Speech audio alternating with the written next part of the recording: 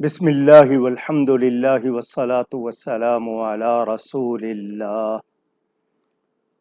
ناظرین و سامعین، السلام علیکم ورحمۃ اللہ وبرکاتہ۔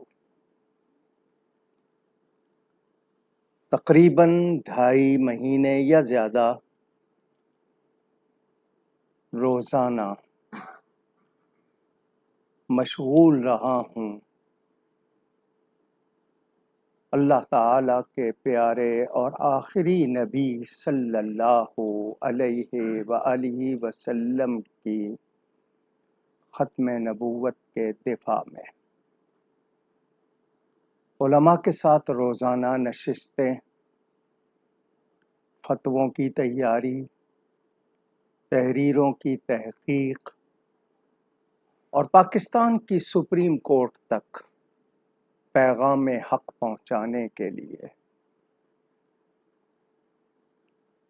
اس دوران جب تاریخ آئی ریویو کی 29 مئی 2024، تو طے پایا کہ ہم لوگ سپریم کورٹ میں خود موجود ہوں گے۔ تقریباً 1 ہفتے کا ٹائم تھا جب یہ تاریخ آئی، تو میں نے گزارش کی استاذ العلماء مختوم اہل سنت حضرت قبلہ پیر سید حسین الدین شاہ صاحب کاظمی سلطان پوری دامت برکاتہم العالیہ سے کہ وہ 1 دن پہلے تحفظ عقیدہ ختم نبوت کانفرنس کا انعقاد کر لے۔ میری گزارش انہوں نے قبول فرمائی اور الحمدللہ ثم الحمدللہ بھرپور کانفرنس ہوئی، جس میں سوائے چند کے ملک بھر سے پوری نمائندگی ہوئی۔ ان سب کا اعتماد تھا شاہ صاحب پر، وہ سب تشریف لائے۔ اس کے بعد اگلے دن سپریم کورٹ میں بھی وہ تشریف لے گئے، ہم بھی حاضر ہوئے، اور ہمارے احباب نے، علماء نے سپریم کورٹ میں اپنے موقف کو جس قدر پیش کیا جا سکتا تھا، جتنا ٹائم ملا وہ پیش کیا۔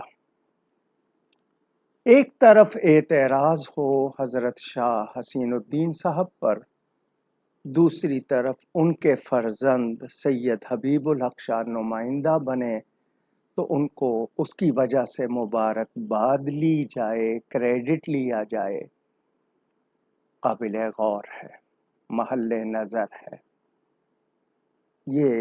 اسے میں کیا کہوں، یہ آپ خود لفظ چن لیجئے، میں کہوں گا تو شاید آپ برا مانیں گے۔ یہاں میرا ایک پروگرام ہوتا ہے ہر جمعرات کو، کئی برسوں سے 10:30 سے 12 بجے تک مسلسل سوال آ رہے تھے، جو میرے ساتھ سوال پیش کرنے والے نوجوان وہ روک رہے تھے، تو میں نے ان سے کہا نہیں، لے لو سوال۔ اس سوال کے جواب میں میں نے جامعہ رضویہ ضیاء العلوم سیٹلائٹ ٹاؤن راولپنڈی کے حوالے سے اپنی بات پیش کی، اور ساتھ ہی میں نے مفتی محمد حنیف قریشی کا بھی ذکر کر دیا، جبکہ اس میں میرے یہ جملے موجود ہیں کہ میں ان کی صفائی پیش نہیں کر رہا، لیکن مفتی محمد حنیف قریشی میرے سامنے بھی اور ویسے بھی علماء کی موجودگی میں اپنے عقائد کی وضاحت کر چکے، چونکہ صرف میرے سامنے اور وہ مفتی صاحبان، لیکن کچھ لوگوں کو یہ ہے کہ ان کے سامنے توبہ ہوگی تو قبول ہوگی، کسی اور کے سامنے ہوگی تو قبول نہیں ہوگی۔ یہ بھی کچھ مزاج پایا جاتا ہے۔ 10 جون 2022 یہ 5 صفحات کا خط مفتی محمد حنیف قریشی صاحب نے جماعت اہل سنت کو بھیجا تھا۔ اور اس میں انہوں نے یہ لکھا تھا کہ میں وہ الفاظ پڑھ دیتا ہوں. میری طرف سے بھی اور اس مراسلہ کے ذریعے پوری دنیا میں موجود میرے معترضین کو دعوت ہے جو میرے عقیدے کے متعلق آئے روز عوام کو گمراہ کرتے ہیں کہ وہ سوشل میڈیا پر موجود میرے خلاف عقیدہ اہل سنت بیانات کو اس مجلس کے سامنے پیش کریں. یعنی ایک مجلس منعقد کی جائے محاکمے کے لیے، مجلس تحکیم، اور یہ مجلس میرے بیانات کو بغور سنے اور پھر مجھ سے وضاحت طلب کرے اور ٹھنڈے مزاج سے میری وضاحت کو سنے. اگر وہ مجلس تحکیم شرعی طور پر اس نتیجے پر پہنچے کہ مجھ فقیر محمد حنیف قریشی کے فلاں فلاں عقائد و نظریات ضروریات اہل سنت سے متصادم ہیں، تو مجلس تحکیم جن الفاظ کے ساتھ کہے گی میں ان الفاظ کے ساتھ علل اعلان توبہ کروں گا، کیونکہ توبہ نجات ہے، مومن کے لیے عزت ہے، صالحین کے لیے زینت ہے. یہ الفاظ میں نے من و عن آپ کو پڑھ کے سنائے ہیں. لیکن اس خط کا انہیں کوئی جواب نہیں دیا گیا. میں ان کی صفائی پیش نہیں کر رہا، میں حقیقت بیان کر رہا ہوں. ایک شخص میرے سامنے جب واضح طور پر وہ اعتراضات کو رفع کر دے، توبہ کر لے، اس کے بعد پھر مجھے کیا کرنا چاہیے؟ یہ شرعی حکم آپ بتا دیجئے. اگلی میری، کیونکہ میں مشغول ہوں ابھی بھی اسی ختم نبوت کے سلسلے میں، اور جب تک سپریم کورٹ سے فیصلہ نہیں آ جاتا میں کسی جلسوں میں نہیں جا رہا، میں کسی اور طرف توجہ نہیں کر رہا. میری تمام توجہ ادھر ہی ہے اور انشاءاللہ رہے گی. میں اس سے توجہ نہیں ہٹاؤں گا. آپ بھلے میرے خلاف میری ذاتیات پر یا جس طرح چاہیں جو چاہیں کہیں، میں اس کا جواب نہیں دوں گا. میں اس کو اللہ تعالیٰ کے سپرد کرتا ہوں. میری بات سن لیجئے، جو عند اللہ تعالی اور عند الرسول صلی اللہ علیہ وآلہ وسلم حق و ثواب ہے، میں اسی پر رہنا چاہتا ہوں. میں اس سے معمولی سا بھی ہٹنا نہیں چاہتا. میں ہر محفل میں یہ کہہ کے اٹھتا ہوں کہ مجھ سے گفتگو میں کوئی غلطی ہوئی ہو، اللہ تعالیٰ اور اس کے رسول صلی اللہ علیہ وآلہ وسلم کی بارگاہ میں توبہ کرتا ہوں. آپ میری ہر تقریر میں، ہر گفتگو میں یہ ضرور سنتے ہوں گے. اب میں آپ کے سامنے ایک بات رکھ رہا ہوں. میں 5 علماء کرام کے نام لے رہا ہوں جن پر آپ کو اتفاق ہوگا. امیر اہل سنت یا ان کا کوئی ان کی طرف سے مقرر کردہ نمائندہ جس کی بات پوری ان کی تنظیم میں قابل قبول ہو. نمبر 2 جناب مفتی منیب الرحمن صاحب. نمبر 3 علامہ سید مظفر حسین شاہ. نمبر 4 حضرت علامہ سید ارشد سعید کاظمی صاحب. اور 5ویں جناب میں عرض کر رہا ہوں علامہ عبدالحق شاہ صاحب، جو کراچی میں جماعت اہل سنت کے امیر ہیں. ان 5 افراد کو آپ بٹھا لیجئے، تاریخ، وقت، جگہ مقرر کیجئے.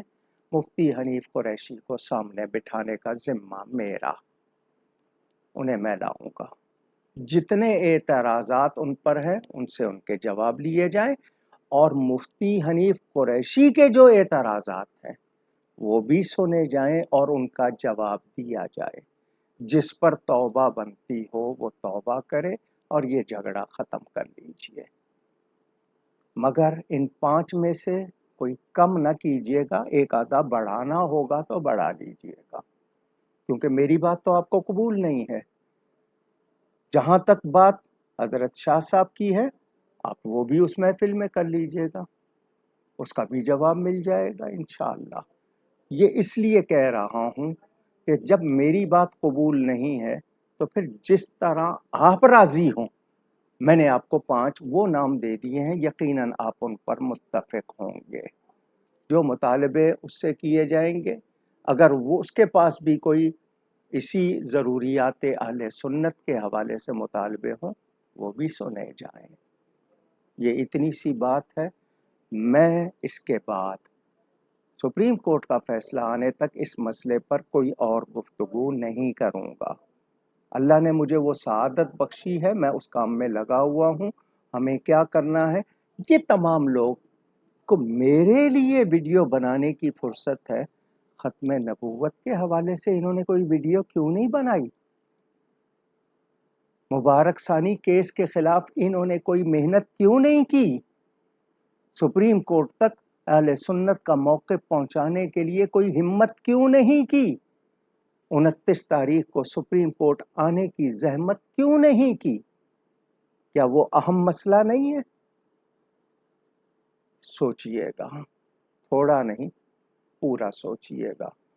شاید مجھے امیر المجاہدین کی زبان میں یہ کہنا پڑے کہ پیڑاں ہور تے پھکی ہور گل وچ ہور ہے۔ شاید مجھ سے کوئی آپ کو اختلاف ہے، مجھ سے کوئی اعتراض ہے، میرے سامنے آئیے، مجھے کہیے، مجھ سے وضاحت لیجئے۔ لیکن مجھ سے ویسے کوئی آپ کو تکلیف ہے، اس کا میرے پاس علاج نہیں ہے۔